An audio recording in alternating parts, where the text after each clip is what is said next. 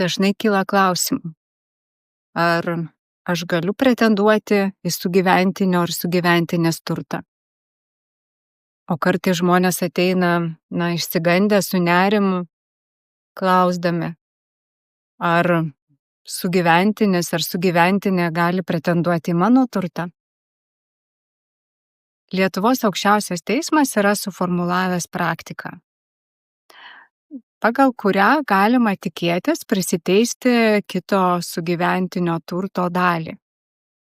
Pagal šitą praktiką ir išskiriamos kelios sąlygos. Viena iš sąlygų tai aišku, kad sugyventinė tikrai būtų sugyventinė, ne šiaip, kad tik tai pora, kurie draugauja, leidžia laiką, bet iš tikrųjų, kad jie vestų bendrą ūkį.